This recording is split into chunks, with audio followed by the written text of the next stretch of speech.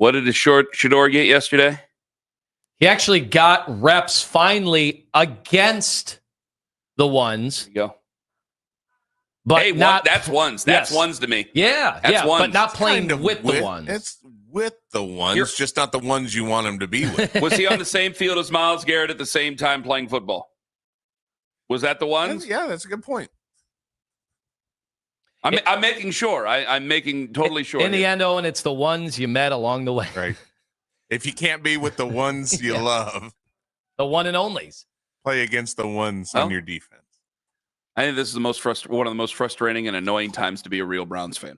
You don't love this? You don't love getting thrown head first into a debate where you've got a national fan base in Shedeur. He comes here, and we've dealt with that before. We dealt with that with Johnny Manziel. We dealt with it with Baker, where we had all these people flood our radio station.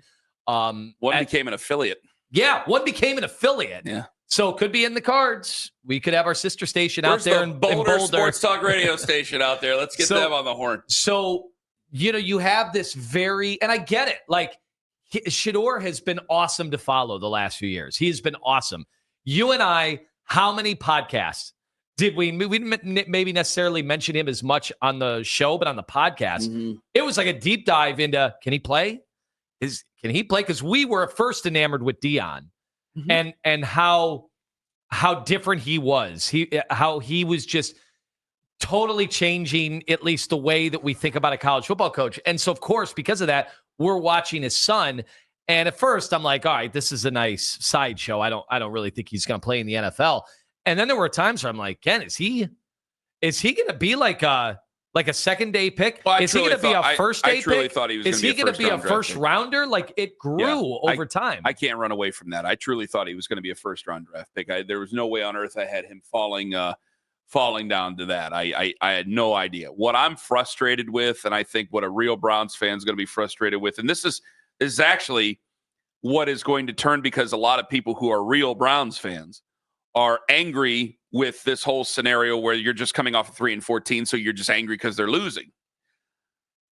If you go to any other place that are people who have bombed in on the Browns here over these last few months because they're Shedeur Sanders fans, I think you're going to be wanting to put your head through the wall, because I can't get by with a day without people saying things that are just patently untrue. And for the most part, I don't have to give air to any of it. But you have celebrities, you have people who are believing something that's just totally untrue of this franchise when it comes to Shedeur Sanders. And I had it out yesterday again. Luther Campbell, Miami's own Luther Campbell. NFL owners draft Shedeur Sanders in the 5th thinking they'd break him. Not. The day after his dad reveals he almost died, he goes 9 for 9. Brown's response, we're all at the owner to say he didn't want him. That's like telling a kid you're a mistake. Can't break him. He's built different. The owner also said he wanted to see him on the field.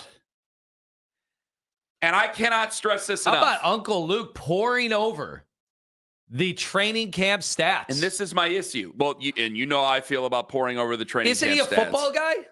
Apparently. Of course he is. Hold on. Apparently. Isn't he a football guy? One of the most well-known Southern Florida football guys. Is that South Florida, how they talk about football? They go over practice stats? I got to tell you. No wonder the North is conquering the sport of college football again. So, sorry. The Browns are a lot of things. They are a lot of things. I will testify in front of Congress. Anybody, I will say it in front of God the day I die. They are as desperate to find a franchise quarterback. No, they are 10 times more desperate to find a franchise quarterback than any team in the NFL, and maybe that means any team in NFL history. Hand to God, ladies and gentlemen. Hand to God. May God strike me dead. They are more desperate. They are doing absolutely everything they can to not sabotage Shador or any of these quarterbacks that they have. Nothing to sabotage these guys. Now, I can't say that for other guys in the past because they've wanted other guys to be starters in the past, okay? And that goes back to 99. But I'm telling you right now, especially when it comes to Shedeur Sanders, for the folks out there who are addicted to the argument, addicted to having the chip on their shoulder, I'm sorry to clap because I know it's coming over the air, addicted to fighting this argument for Shedeur Sanders that he's not even fighting, who has said it himself, hey, everybody's fair, we're getting treated fine, everything's good, I'm coming along the right way. They're being this knight for Shedeur Sanders that he doesn't even need. I tell you right now, as a person who has been ensconced in this franchise over the last 14 years, that has seen what this franchise has had so many other quarterbacks come, they have gotten in their own way. Oh, they have absolutely got in their own way before, and we know who I'm talking about. But they are doing everything they can for a guy like the name of Sanders, a star of his caliber. They're doing everything they can to provide the fairest shot possible for him. I will take it to my grave, whether it's in the next minute, the next 30 minutes, or the next 30 years. I will take it to my grave and say it right to St. Peter's face. They are doing nothing to try to break a quarterback. They're doing nothing to try to break Shedeur Sanders, especially Shedeur Sanders. For anybody out there who is not a real Browns fan, who might be listening to this, I am telling you right now, shaking as hard as I can, they are not doing anything to try to sabotage or try to break Shedeur Sanders or to not be fair to Shedeur Sanders. How many jerseys did he already sell? How many jerseys did he already sell? How many autographs has he already signed in Greater Cleveland? How many events has he already had in Greater Cleveland? How many events has this man already? How much charitable contribution has this man made to society over the last umpteen years here, or at least the last 4 since he was at Jackson State, and certainly probably before because of who his father is? How many things has he done? They're trying to break Shedeur Sanders? After the cloud this franchise has been under over the last 3 seasons, they don't want that guy to be a franchise quarterback for him, the team that's more obsessed with finding a franchise quarterback than any team out there. They don't want Shedeur Sanders to play for them? Please, if you are not a real Browns fan, and I understand that many of the people who are saying these things aren't, and they've just looked at the Browns as not a good franchise and something they have not paid attention to. I don't want to tell you to pull your head from your ass because I want to be inviting to you. I want to be inviting. I promise you, on everything I hold dear in my life, they are not trying to break Shedeur Sanders. In fact, they're doing quite the opposite. Please. And I feel I'm going to have to say this time in and time out and time in and time out as time goes on. Is there anybody out there that actually thinks they're trying to break the guy? Or they're trying to sabotage the guy? No. Anybody in this area listening who's a real Browns fan? Anybody on the free Odyssey app? Is there anybody who actually believes that? Or is this just celebrity stuff to get likes and retweets and stuff on social media where, a guy could shut this down and none of this is real? Use the coming in hotline. Leave a voicemail. Please. I implore you. You don't disagree with me, do you? Like, of all the silly things that people have said about the Browns over the last umpteen years, some of which ended up being right, this is furthest from the truth. The Browns were trying to sabotage or break Shedeur Sanders. Look, if you're going to say anything, and this wouldn't make sense either because the Browns have 2 first-round picks in a draft that is going to be supposedly much, much better at quarterback at the top than what we just went through. Mm-hmm. Like, you could make the argument that, hey, slow-playing Shedeur, and trying to compare it, even though, again, there's no comparison to the Chiefs and Mahomes or, what the Packers did or have done on multiple occasions. It doesn't hold up as much because, again, they've got 2 first-round picks. So Shedeur kind of has to play this year.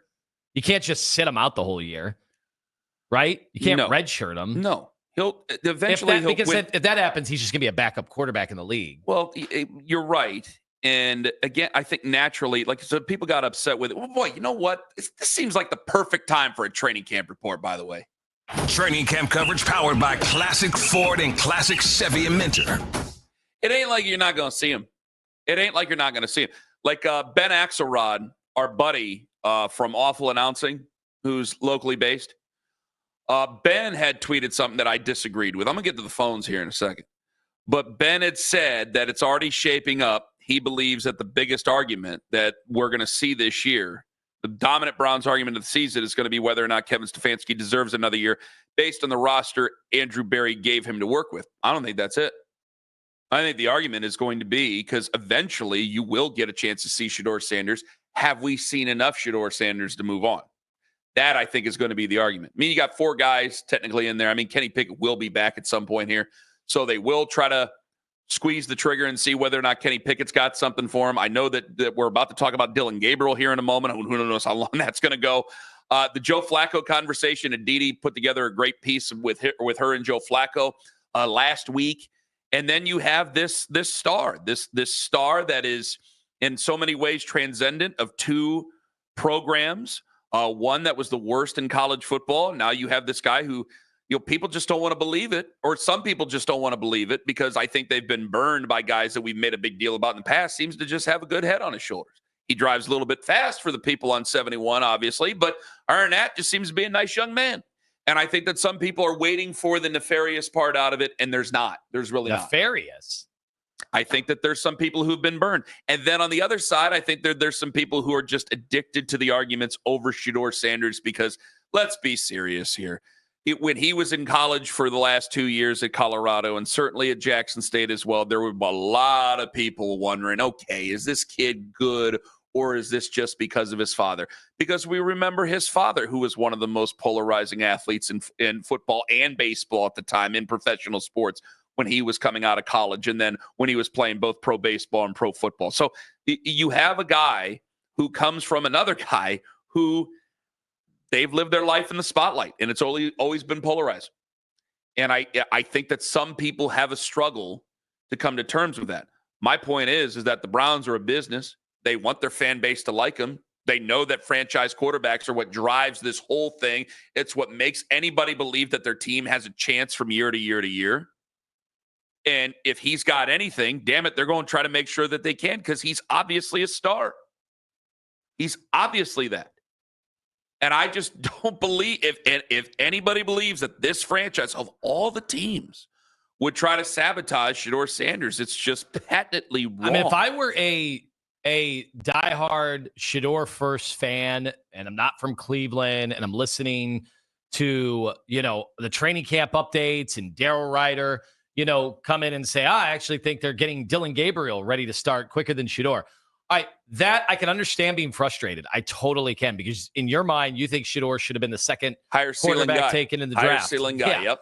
And yet he's buried on the depth chart in Cleveland. He's 4th on the depth chart in Cleveland.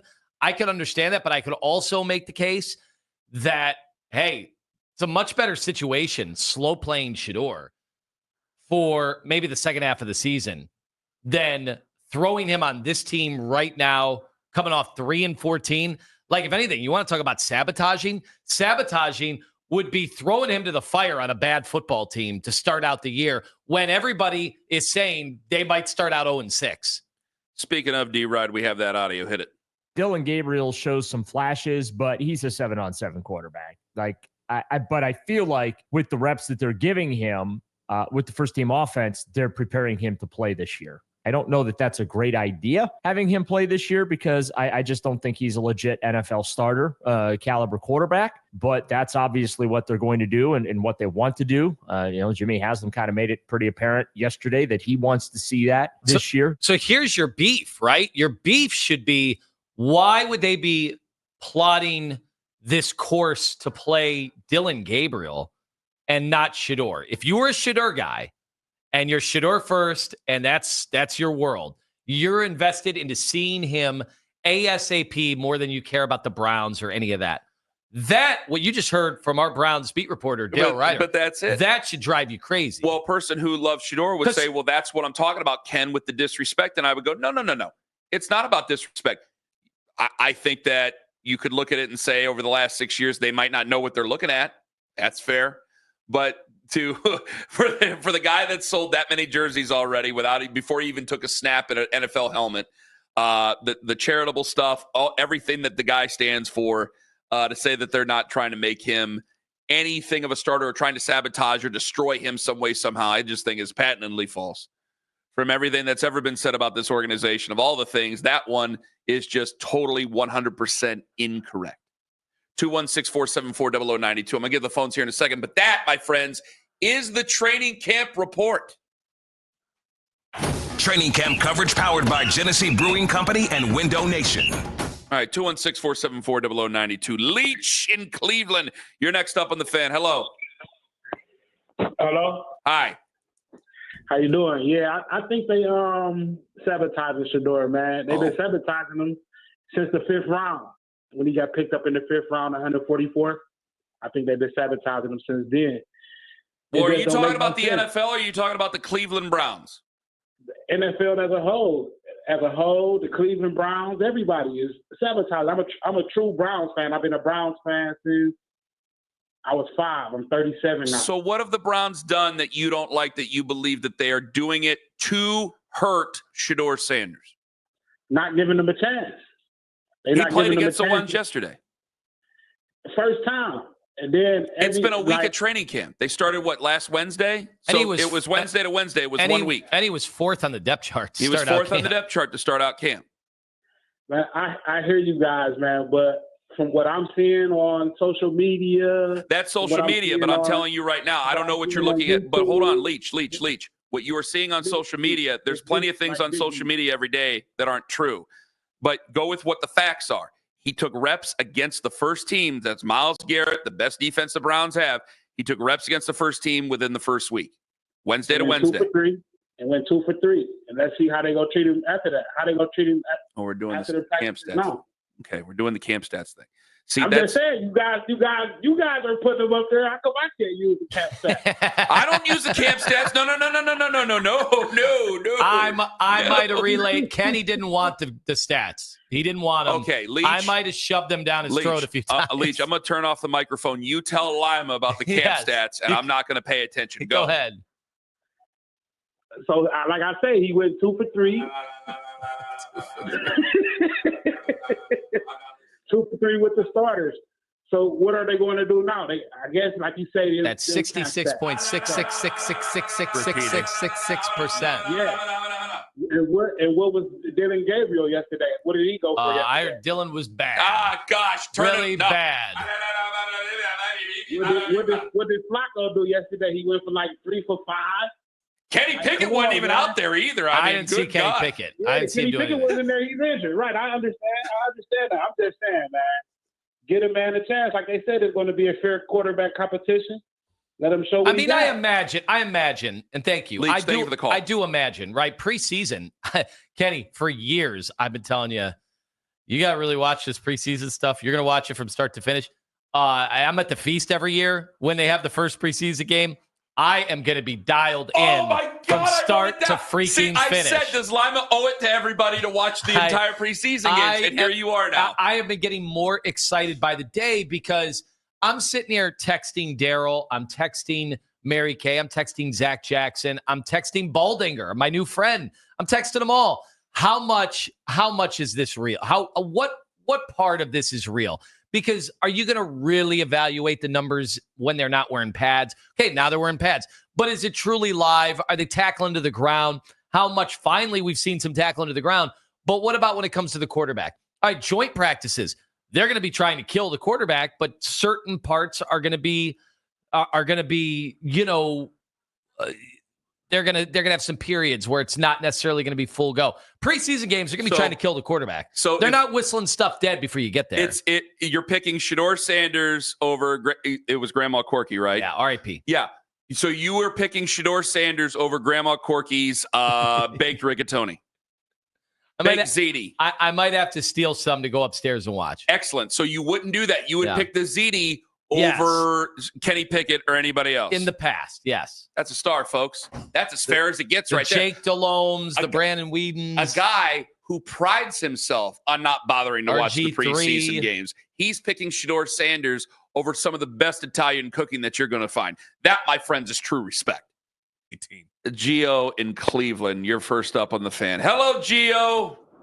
Good morning, guys. Good morning, Gio. Go right on ahead, friend.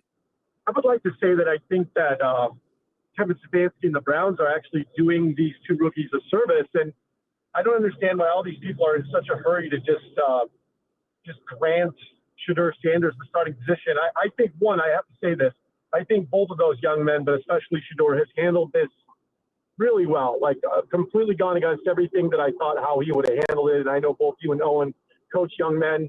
If you've ever coached a young man in your life, he literally is just doing all the right things and saying all the right things. I compare this situation to almost like what's going on and what happened in Green Bay with Jordan Love. They're really benefiting both of these guys. They're giving them the time to become a professional. And then here's a word that I'm just getting sick of hearing Browns fans say.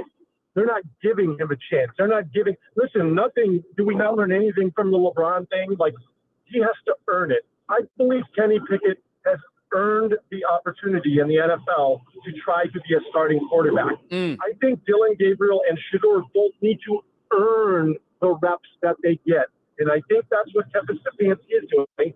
And for the first time in Cleveland Browns history, we're actually handling a rookie quarterback the way you're supposed to handle him. Earn your reps. Learn your playbook. It's going to be your turn. Be prepared when you get that opportunity. That's all. I just think they're really handling it well. I think we may get to a point, Gio, and I love the call, and I thank you very much for it, because obviously I agree with everything you say. We may reach to a point where we go, when do we take the training wheels off? When do we pull them out of the car seat? Well, isn't that going to be the preseason game? We may reach that. Isn't that the start of I know preseason games, we've seen Browns quarterbacks have electrifying performances and then still be terrible. Yeah, that's and true. Seneca Wallace. Brandon Whedon the day against the Detroit Lions, and I was sitting with you. And I said Jake Delhomme. Jake Delhomme had a good one too, didn't he? So preseason is certainly not everything, but it is the first chance to see quarterbacks perform in their element when you could tell the difference between practice and games, when there's some guys who are chronically not great in practice and then can step up in games, and it becomes a different thing because they get a feel. They actually do have the threat of getting their head taken off because they're guys trying to make rosters. Like, that's where I'm really excited to see Shedeur. What I'm saying is, if I get to the point, and I think you're right about that, which, by the way, don't you think the joint practice is more than that? Yeah, but we don't get to see it. That's what sucks. We don't get to see it. You're right. I don't know that for the coaches. I don't know that the other teams are going to run out the guys that I want to see him go against. Yeah, right? Yeah, you're right. But if I think I can make an argument someday down the line here, within the next month, even like in kind of what Gio's talking about, what Lyman's talking about. If I get to a point where I think they're babying him too much, well, then I really can't say they're sabotaging him. You can't say they're trying to destroy Shedeur Sanders like Uncle Luke did, or sabotage Shedeur Sanders if they're babying him. You can't do it both ways. I could say I'm being too cautious, but that's not trying to destroy it. That's just me being, maybe I'm inept then if I'm the Cleveland Browns. That's not see, people, this is what I'm getting upset with. The Browns have gotten in their way so many times, their own way so many times before, but they're not actively trying to destroy him. They've done a perfectly fine enough job destroying some careers on their own if they really wanted to. And when it comes to actually trying to help him out, they're trying to help him out. So don't tell me about babying him and all of a sudden and then there's going to be a sabotaging going on. Like when I said a couple of segments ago, when I did get really animated about the stuff about sabotaging Shador, and people keep bringing up the first team reps. He's taking reps against the first team. So they trust him enough to go with the second team to take reps with the first team. So they're going to put him in there in certain situations. They are testing him. And remember, guys, it's been 1 week of training camp. You've had a day off in there. You've had Wednesday to Wednesday. You've gone from throwing the ball boys. He's gone from throwing the ball boys, according to Daryl, to now taking reps against the first team with the second teamers. And who's the guy which, by the way, 2-second trivia, I got an idea for next week. Who's the guy that ends up being on the all the highlights that the Browns are showing, the wide receiver that we didn't know was a real name? Hold on, I got to find it. It's not Sam Cannell or not that one. No. It's it starts with the Gage. Gage, yes. Larvadian.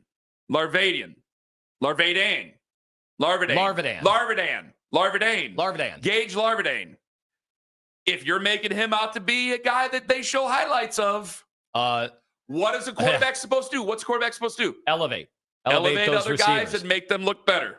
Well, apparently they've all been elevating Deontay Johnson. Is he wide receiver 2 for the Browns? I didn't say it was a great wide receiver room. I'm pointing out that this guy is, in this wide receiver room, this guy is probably wide receiver 6 or 7. Yeah, Larvadain? Larvadain going into yesterday he might have been wide receiver number 9. Wow. I'm just you're sitting there. You've got it pulled up in front of you. What? Rank them. Power rank what, though? The wide receivers in the room right now. The wide receivers with 4 syllables in their last name. Where's Floria? Is he? He's in there. Is he jumping up? All right, here we go. Number 1, Jerry Jeudy. Number 2, oh my God. Number 2, Cedric Tillman. Whoa. Putting in the work. Number 3 might be Deontay Johnson. Jamari Thresh had a nice day. He did. I like Jamari Thresh. Fine young man. Good interview, too. Does that help you catch balls? See, when we power rank things, it is a very sobering practice for what the season could end up being. And that's why we do it. Like, if you want to go nuts and get excited about things, just power rank some of the positions.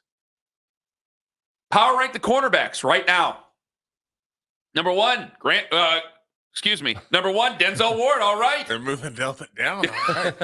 Hey, you don't know what's going to happen by the end of the year. Number 2, Greg Newsome. Right. First round pick. Is he going to be on the trade block the entire season? How are you going to trade him? Are we going to be doing that again? I got to have someone play that position. I don't know. If the Guardians are talking about trading Quan. Donovan McMillan, who sounds like he's going to be fighting for the TNA championship, the Cruiserweight championship, that name. At a time, anywhere. Saw him at the Spectrum. Cam Mitchell, who last year, late round pick. Good than here. Mm-hmm. It's a very sobering practice there. Asked her about Shador, the fairness to Shador, the Browns being fair to Shador. Are we being fair to Shador? I think the Cleveland media has been the ones I listen to anyway. I think we've been very fair to Shedeur Sanders. I think we've been very hospitable to Shedeur Sanders. We've gone out of our way. If anything, I've been unfair to Dillon Gabriel and to Kenny Pickett. That's an interesting one because Daryl had something to say about Dillon Gabriel. I'm going to play that here in a second. Now, it wasn't like he was mean-spirited. James Rapine, boy, just was nasty about it with Dillon Gabriel. Ken Wyman said he wasn't even an NFL quarterback during Around the AFC North yesterday, 105.7 The Fan in Baltimore. And then Daryl where was Daryl at? Was it afternoon drive yesterday? It was on the station at some point yesterday. It had this to say about Dillon Gabriel. Oh. This is James Rapine.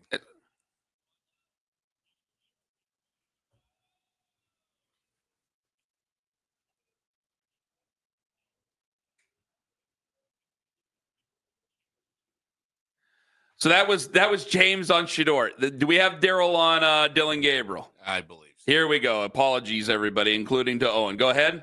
Dillon Gabriel shows some flashes, but he's a 7-on-7 quarterback. But I feel like with the reps that they're giving him, with the first team offense, they're preparing him to play this year. I don't know that that's a great idea, having him play this year, because I just don't think he's a legit NFL starter caliber quarterback. But that's obviously what they're going to do and what they want to do. Jimmy Haslam kind of made it pretty apparent yesterday that he wants to see that this year. If we're being disrespectful to anybody in that quarterback room, we're being disrespectful to Dillon Gabriel. And I'll probably continue to be that way. Yeah, honestly, yeah. Like, at least with Shador, the people that are being disrespectful to Shador, and they have their motivations, whatever it may be, and we've gone over those in the past, they're lying to you. Like, they just won't outwardly say it. Mm-hmm. Mm-hmm. I'm basically telling you that I'm not being fair to Dillon Gabriel. You just did? Yeah. There's You no have told basically us about you it. only care about one quarterback on the team. Yeah. And everybody, I think, agrees with you. Yeah, I want Joe Flacco to be good to go to start the season. You don't care about Joe Flacco and his future with the Browns? Beyond the first however many games. Mm-mm. No. It's like, all right, we've got to start to see, because I'm assuming, of course, that they're going to lose games and that the baton needs to be passed like sooner rather than later because we know what's coming in the draft. So that's my mindset right now. Is that a fair mindset? No. Like, you can't have that mindset if you're in Berea, because guys are trying to win games. Guys are trying to, earn contracts. You've got coaches and a GM that are trying to save their jobs. I want people on the record right now. They can't act like I'm acting. Are we being wrong? Are we wrong to be dismissive of Dillon Gabriel?